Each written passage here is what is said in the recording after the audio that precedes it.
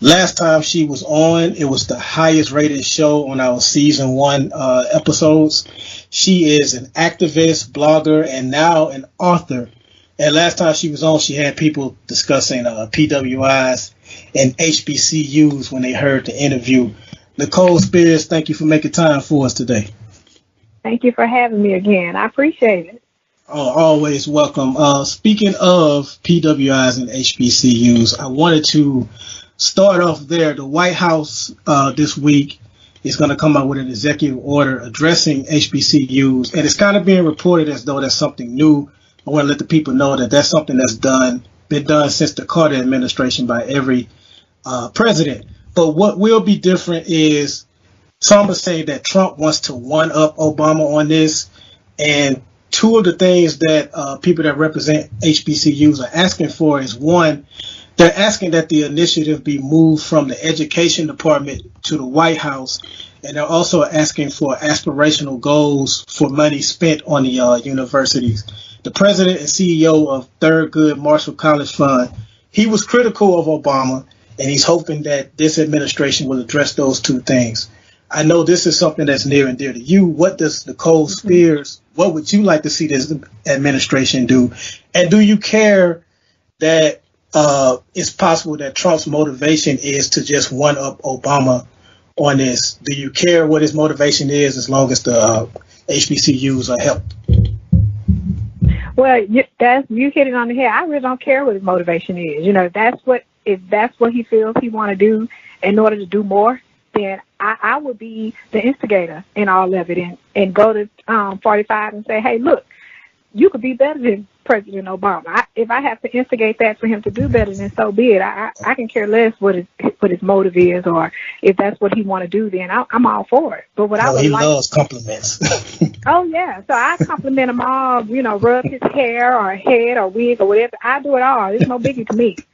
But what I would like to see him do, we like funding. We definitely like funding, and our technology system in the HBCU suck. And that's due to pretty much us not having funding. We spoke the last time that we still deal with the initiation of financial aid, or registration as we call it, because we don't have the technology we need to support the kids, where most of the PWIs, you don't even have to see registration. You go online and you do what you need to do.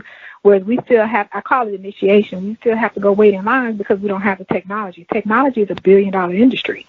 So we can't afford it. I would also like to see the dorms prepared. We need work on our housing. That's something that it's appealing to the children. I can respect that. If you want to sleep somewhere, I'm OCD. So I don't want my children sleeping anywhere where I want to lay my head. So I think it's a conversation that needs to be had. We can't just say, oh, they're children, they'll get over it. No, we need to focus on these kids and make them comfortable. And if we can make them comfortable in their environment from the beginning, then they'll start to initiate people themselves, and it won't be so much work done from recruiting, because once children get to talking about what they're doing and why they're happy they're there, their peers will typically follow. They have to be the sales pitch as far as going to universities. It's kind of hard for the adults to sell that. I find it more becoming when children sell their pitch to their peers, because it's more welcoming that way. So that's what I would like to see happen. I would like to see him provide financials, but I also want the presidents or the financial people of the university to take advantage of what needs to be done, and it has to be put on the forefront. That's what I would like. It's being said that it's being spearheaded by Omarosa, and whatever comes of this executive order, that's fair. We'll definitely post whatever they come out on our Facebook page. Now, I wanted to transition from HBCUs because we spent a lot of time on that last time, and last time we also didn't have Frank on. So I consider Frank, my co-host, I consider him much more knowledgeable in Christianity, religion, and the Bible. I am religious myself, but I feel like there's a lot for me to learn. For people that follow you on social media, what is your biggest issue with Christians? Because some on there tend to think that you're an atheist, and I feel like I know that's not the case. So just clear up any misconception and what is your biggest problem with Christians? Here you go. Did I start something? Look, you got to start somewhere, I guess. I knew you was going to do it. I do believe in God. let me go ahead and throw that out there, because I get people to ask me all the time if I'm an atheist or whatever the case, and I think it's funny because once I tell people I don't practice Christianity, they automatically assume that I have to be an atheist, like there's no other option, which is pretty shallow to me. But to clear it up, no, I'm not an atheist. I do believe in a higher power. I don't dibble or dabble in religion anymore because I grew up as a Christian, so it's not like I have no experience in the religion. But as I get older and as I read, as I don't understand, as I do understand, as I see the practices of it, as I see what's going on as far as the division of the church, the division of the religion, the fighting of the wars, it's just too much for me to take in. And I have myself have gotten closer to God himself once I removed myself from all of that. I mean, there's so many things that I have, so many questions that I have, and no one is able to answer that. And the first thing they'll tell you is, you don't supposed to answer that. Or they'll say, you don't supposed to question God. Well, I won't say what I would tell them, but understand that I totally disagree with that. I don't think God will want you to not know. You know, if you don't know, you're supposed to know. And from what Christians tell me, you don't supposed to question God. It is what it is. No. Put it this way. If I'm going to go to hell or heaven, I'm going to lead myself down that way. I'm not going to follow what someone else has taught or told me all these years. I'm going to be my own cause of going to heaven or hell. And that's just the way I see it. And Frank. So that's very interesting commentary. So one of the things that I want to say, and I want to keep this on track, unlike Byron who's trying to side rail this thing, but I really think that you said something interesting to me, and I want you to kind of expand upon that, which is you're not supposed to question God. So let's just say I believe in God, and I believe in Jesus, and being the Son of God more specifically. But what I would like to say is, if God is listening, I think God's always listening to everything. But the point is, if you had something to question God about, what would you ask him right now? Like, what is the question that you want to ask that people are saying you're not supposed to ask? Oh, just growing up is anything. Like if I have asked questions about things that have happened in the Bible, or in general, people tend to say, God, why this, or why this happened, or why did that have to happen? And they say that you shouldn't ask those type of questions. Well, I think if you have a question and you want to know, then I think you should be able to ask those questions. I don't think just like anything else, if it's something you want to know, you should ask. I just don't see. Nothing can make me think that he says, "Don't ask me that." Just it is what it is. Just let things be. I just don't believe that. Oh, I do agree with that. I was just saying I wanted to know the specific question that some people say. Like, give me a specific situation that somebody said, "Oh, well, this happened. Don't question God about." Like, what is one specific thing that you would say? Death, people, if, in general, they say death. And see, I don't question that particular because I don't, how people say, well, God wants this to happen, or God, or that's the devil. See, me personally, because I don't do religion, I don't believe that. I don't believe that God is the reason of death, or God is the reason. When you pray about things, here's my question to you. Mm-hmm. If someone, God forbid, had cancer, mm-hmm. and someone would say, well, it was meant for them, God meant for them to have cancer. I disagree with that. Okay, so let's just say they're going through cancer and you're praying for them to get better. Mm-hmm. If they die, people will say that's God's will. If they live, they say that's God's will. So here's my question: why pray? That's a great question. He's not going to change whatever he was going to do because you decided to pray. Well, if it's God's will, and if he's written everybody's story, as if I've been taught all my life that regardless of what you do, God already wrote your book. I've heard all of this. He already knows what you're going to do. He already knows what day you're going to die. If that is true, then what are you praying for? Because he's going to do whatever he says he's going to do anyway, right? So if someone passes away, or let's just say it's like I don't believe in freak accidents, like the train that fell off the bridge. Oh, that was a freak. No, that wasn't a freak accident. God had nothing to do with that. That was man-made. Anything that's man-made can break, period. That has nothing to do with God. Nothing. If I'm riding down the street behind a diesel with 6 cars on it, and those 6 cars come off the rail and I die, that had nothing to do with God, because God did give me the common sense from birth. Don't ride behind a truck that close with 6 cars, because guess what can happen? Those cars can come off that diesel and you can die. So that's you're saying some really good stuff. So I think there's a couple things that people misunderstand about God. I believe God is all knowing, but I think that there's a difference between knowing what's going to happen and then actually saying that there's no reason to pray for it. I think there's a misunderstanding of how we interpret what God is. God is not a person to reason with. He doesn't look at time like what is time to he who created it. So it's not like he doesn't look at time as a linear thing. Like, okay, yes, we all have a start time and an end time. We know that we all will die because of sin. Sin brought death into the world. So because of that, anything that happens in this world under the law, as they say, is part of what's under the law. Like Jesus, so just from where I'm coming from, Jesus died for man's sin because that's the only way the man could be redeemed. This world cannot be redeemed. There's nothing that can happen in this world that can redeem it. Only the eternal can be redeemed. So I guess what I'm saying is, when you ask the question, why should I pray somebody died? I actually had a friend who, he passed away. He died from cancer. And the question is, why wasn't he cured?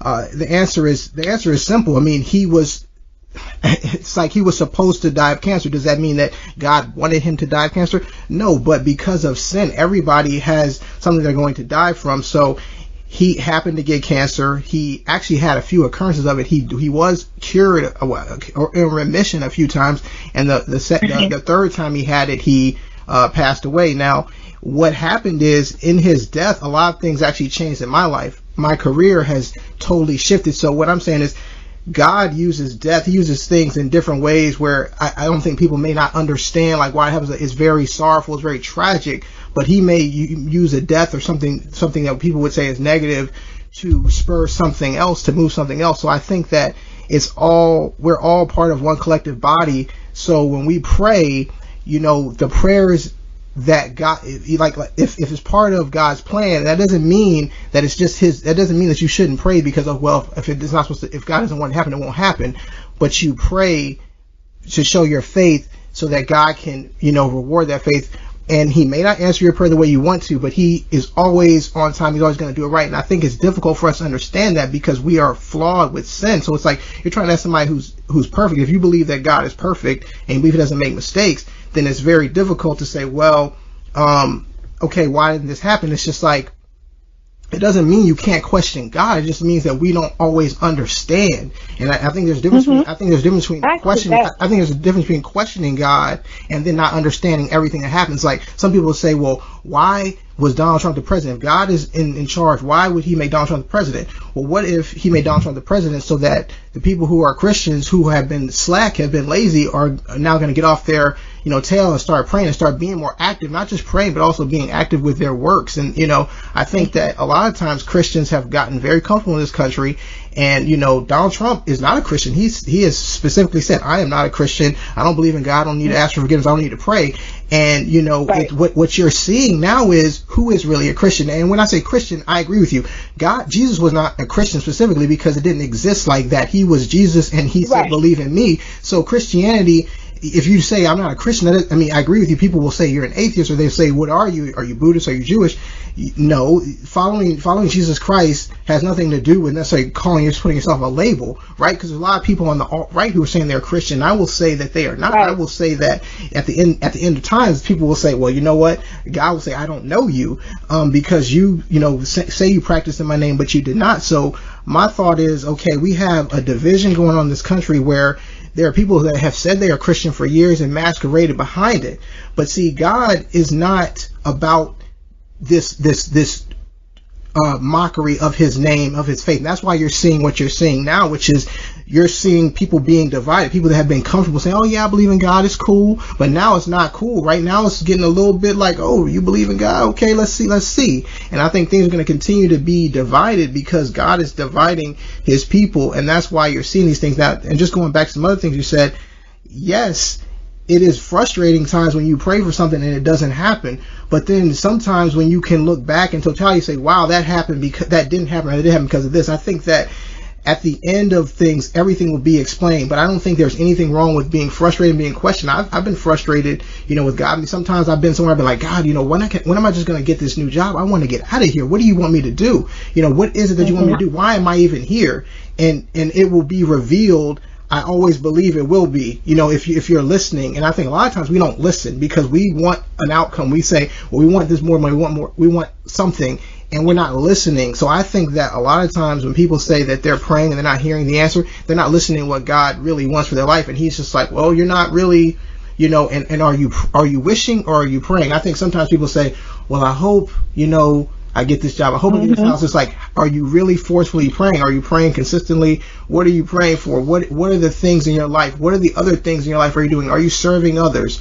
Are you, doing other things that are part of the New Testament covenant, which is loving your neighbor as yourself? If you're living a hate-filled life online and everything else, and then you're praying like, oh, my prayers didn't get answered. Well, you're not going to be necessarily rewarded. Your faith is not where it needs to be. So, I mean, I just think there's a lot to it. I mean, I like your perspective. I like people who question God. There's no reason, and I agree with people that even are upset. Maybe they look at the Bible and say, well, there are certain things in it that are like, well, I don't understand it, I don't get it.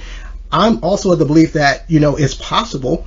I'm not trying to start a conspiracy theory here. I believe the Bible is a perfect book, a perfect word. It doesn't mean that over the 2,000 years somebody might have mangled it a little bit, but that doesn't. What I'm saying is it doesn't change what His word is. I don't believe that God will allow His word to lose the main meaning. That doesn't mean it may not have been manipulated by people somewhere, because we don't necessarily know. Like, who has the original Aramaic Bible that was written? I don't know if that exists, or I know it's been translated a long time ago, but I'm just saying that I think that those things to me are semantics, to where it's like if you God is all around us, and so in the end, in my opinion, He's the architect of this world, and if you choose to not believe or believe or whatever it is, it's being shown to us who He is. And I think we all have different viewpoints and different ways of looking at it, but at the end it will all be revealed.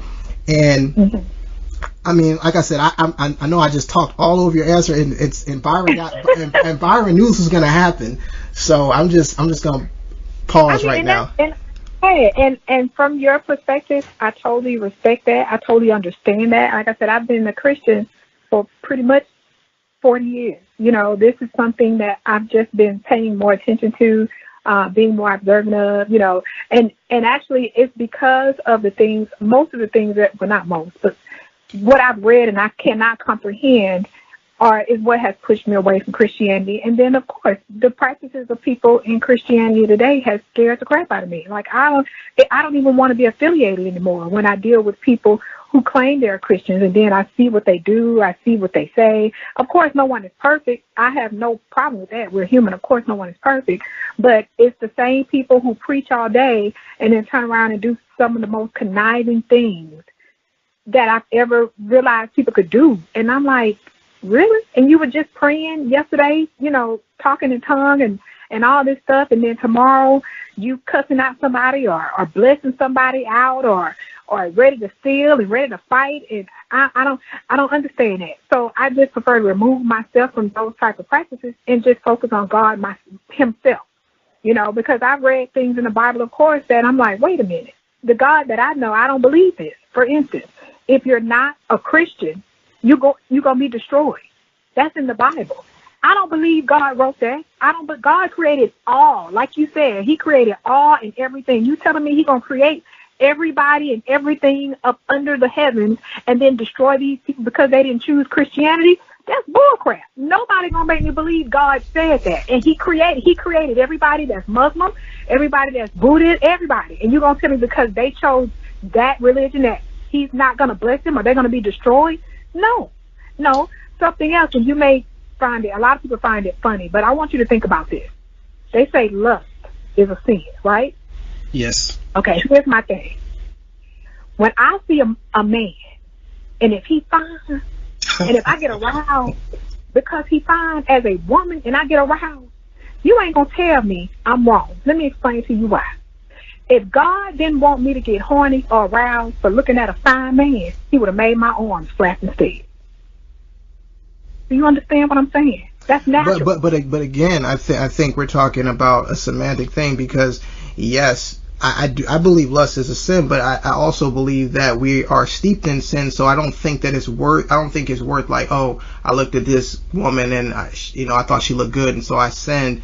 I don't think it's about, we're under grace. So I don't think the law of sin saying, oh, you sin. We're not under the Mosaic law where it's like, oh, well, you can't do, don't do this, don't do that. It's like, I'm not saying sin infinitely, but it's like, there's certain sins that people are going to commit every day. There's no reason to try to live your life. You're like, well, if I don't sin, because you don't gain anything by that. Yeah, you can't. If you got to avoid sin, you have to wake up. You can't even open your eyes. Well, I guess what I'm saying is you don't gain anything by saying, well, I didn't lust today. You still committed many other sins. You know, whether it was pride, whether it was gluttony, whether it was something, you did something that was a sin.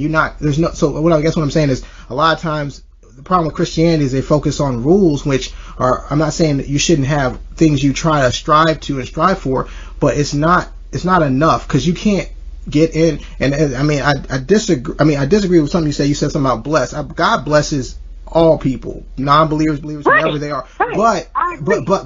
But what I'm saying is, what he does say, what it says specifically is, if you don't accept Jesus Christ your Savior, then you're not going to be able to enter heaven because of the law of sin, because that's why Jesus came back. So that's that right there. But it doesn't mean that in this life that God is not responsible for blessing all people, even people that don't acknowledge that he exists. God has blessed Donald Trump. It's like, it's not, Donald Trump says he's a self-made man, all these things like that, but God has allowed him, even whether or not he will acknowledge it, to have whatever he has in his billions, millions, whatever. He won't release his tax returns, so we don't really know the exact amount. But I will say that, I think that...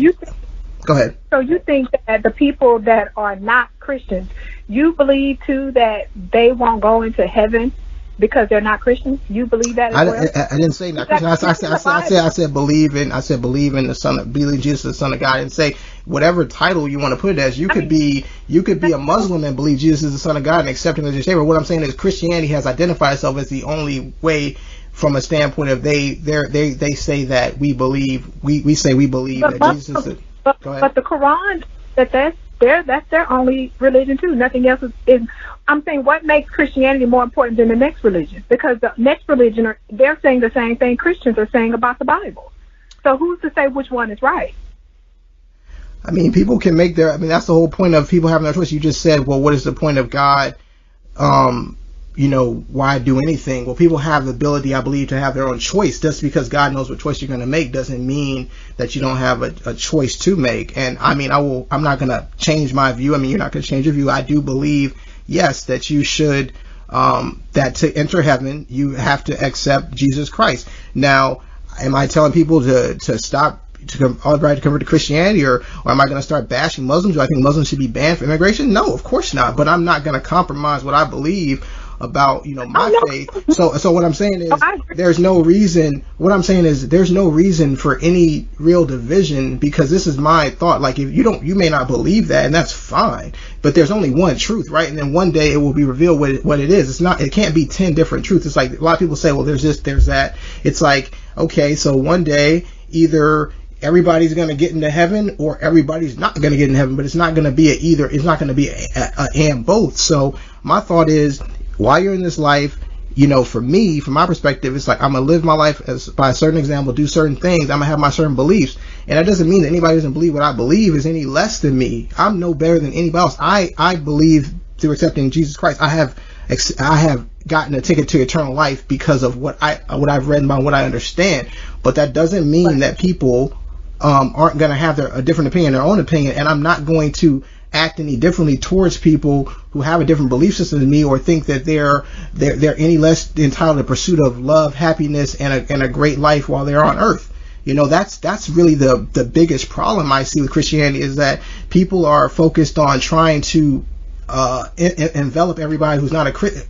How would you say, exclude everybody who's not a Christian, and say that either they're bad or they need to be, something, some way of quarantining them. Because that's what people have done to me. I've had people to tell me that I need to seek Jesus, or I don't know if you saw something I posted on social media where someone was telling me I'm pretty much going to hell because I went to a concert. They inject their opinions of themselves on me, and that pisses me off. I can't stand that. I can't stand that at all, because I don't force what I believe on anyone else. And Christians seem to do that a lot. I don't know if they just feel the need to do that or feel the want to do that, but it's been several occasions where a Christian will insert themselves and pretty much tell me I'm going to hell.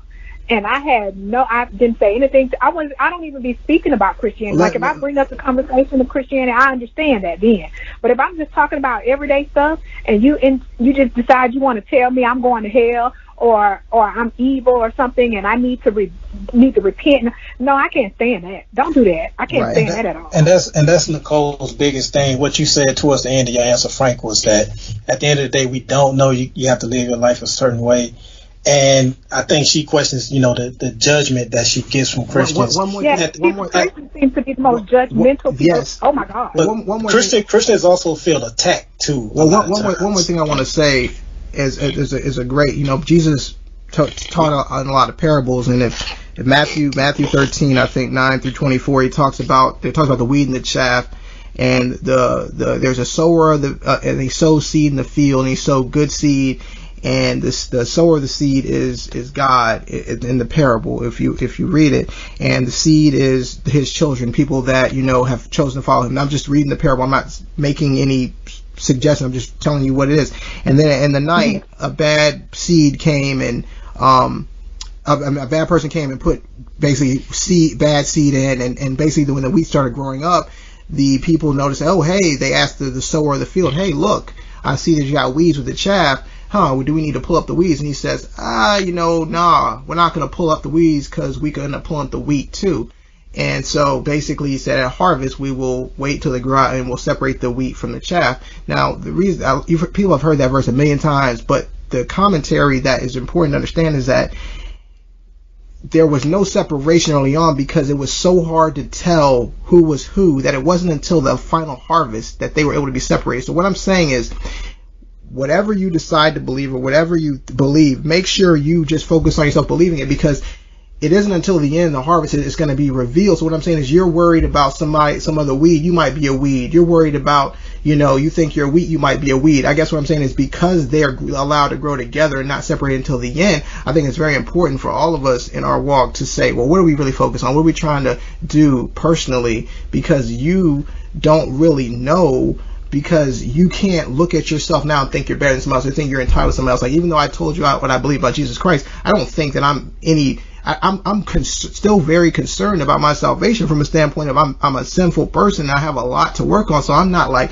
well, I'm good and these Muslims ain't. That's a very silly thing to think, because I don't think like that. So I'm just saying, like, overall, I think that the judgment of other people is really silly, because nobody is really at a level, because we're all under sin, to think that, well, I've got it, I've got to figure out, I've got this thing, I'm good. We should all be striving to live our lives as best we can, and being an example of what it is to me when, of what a Christian looks like. So the people at least will say, well, I may not believe in Jesus, but you know what? Frank is all right, because, he might be a Christian, but he's not, forcing me, or he's not looking at me. And that's really what my focus is. Like, I'm not worried about converting people. Like, my goal is not to be like, oh, well, you need to believe what I believe. Otherwise, it's like, you can think whatever you want to think, but I'm just going to show you that because you think differently than me, you can come on this podcast as many times as you want, and we're not going to have a problem. And I can like your post, and I'm not going to come on your post and say anything, because you know what? It's not about that for me. And that's just kind of where I would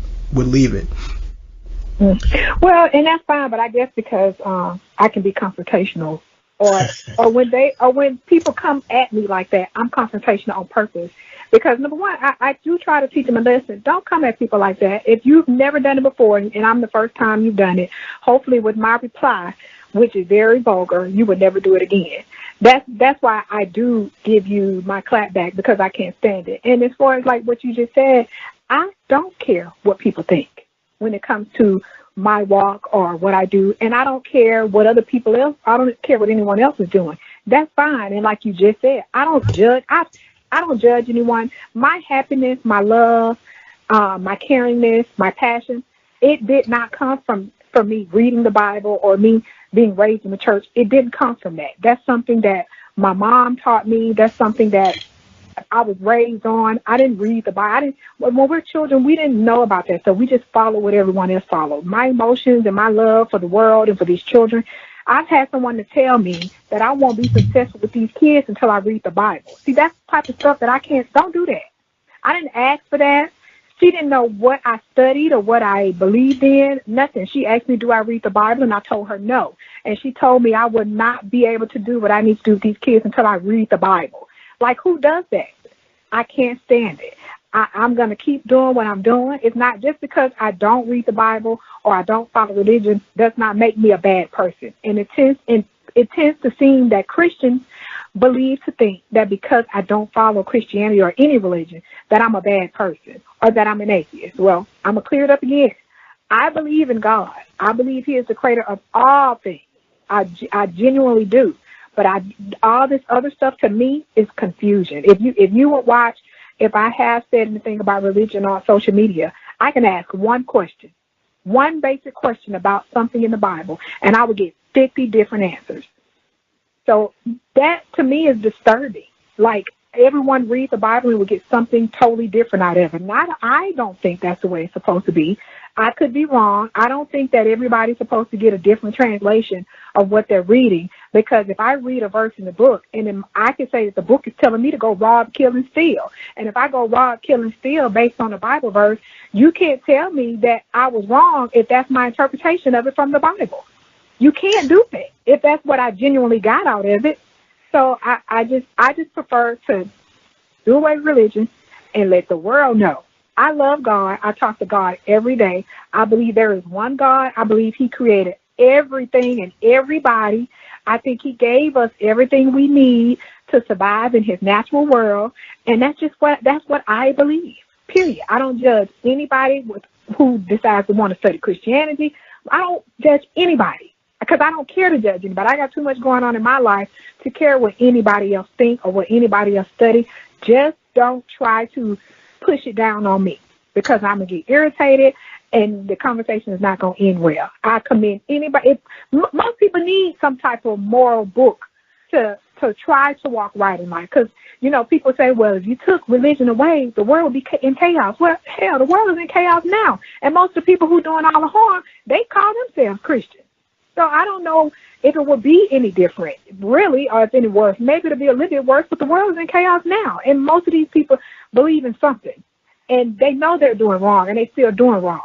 So I'm okay with everybody and what they're doing. Just don't try to push it on me. That's all I'm asking. Don't try to push it on my children, because they're doing readings and learning themselves. I don't try to force what I got going on with me and my spirituality on my kids. My oldest daughter is old enough. She's learning and deciding on her own. And I'm going to allow my youngest daughter to do the exact same thing. And that's just how I feel about it. So I'm okay with any religion. Just don't put it on me or judge me, because judgmental Christians, and I say Christians because that's who I'm around, tend to be the most judgmental people I know. And they're out there with the judgment. They don't try to keep it to themselves or try to correct themselves, because I think by nature we're judgmental.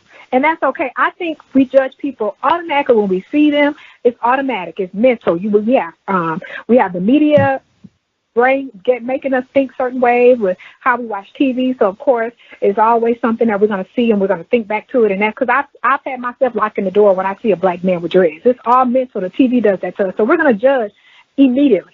But it's up to us as humans to know that we're not right to do that. Or if someone is doing something that in my mind is wrong, I'm not going to judge them and say, you just mad, so you shouldn't be doing that. No, who am I? Because I may have skeletons in my closet. I'm not perfect. I'm not going to judge anyone for doing things just because I don't agree with it and be like, she should or he should. No, I've never done that to anybody. And I've heard some horror stories. And not one person who knows me can go back and say, well, Nikki judged me, or Nicole, she looked at me out funny, because no, I would never judge anybody. I don't do that. But Christian folk, oh my gosh, they will rebuke you and send you to hell before you can even ask for forgiveness. I just prefer to stay away from it. We just don't need to talk about religion at all. You just do you, and I'm going to do me, and I'm going to keep doing what I'm doing. And if me not studying religion is a problem, to me, it's your loss. If you don't want to deal with me because I don't study religion or Christianity, then to me, that's your loss, because that doesn't make me a bad person. We just went to church, as you can see, and the exchange you just heard between Frank and Nicole, you can imagine what her social media posts are like when you have 50 different people chiming in. So that just gave you a brief look into that. Nicole Spears, I call her Miss Stir the Pot, is with us. And at the beginning, when you came on, I said that you are now an author, and you have a book coming out called Focus, Fearless, and Fighting. And I'm going to start for a minute because I had the privilege of reading it before any of you all have. I read it a few months ago. Good book. I wanted to ask you, what inspired you to write the book, and what do you hope people will get from it? Well, society is what actually inspired me to write the book. Just the things that are going on. You know, people always say, well, me raising kids didn't come with no book, or there are no guidelines to how to raise these kids today. And a lot of it we say is common sense. And I have a soft spot for parents as well as children. So, you know, we tend to say, well, it start at home or it start with the parents, and we can leave it at that. But I tend to have a soft spot for the parents, because just because it start with the parents may not have had the upbringing that they should have had. So they may need just as much help, you know, as the children do that they're trying to raise. So just looking in society and looking at how the children are growing up and what they're lacking, which are basic necessities like love and attention, that just inspired me to go ahead and write something to give just people the basics that maybe they didn't have growing up on their own, to finally start having something that they can follow to start raising their children properly. I'm going to get you out of here with one more question, but I did want to say to the audience about the book that it's very relatable and easy to read. And even if you're someone that hates to read, I think you'll find this book easy to read. It was more like having a conversation with you than it was I didn't feel like I was reading a book. I felt like I was sitting somewhere listening to you give me your advice and opinions on things.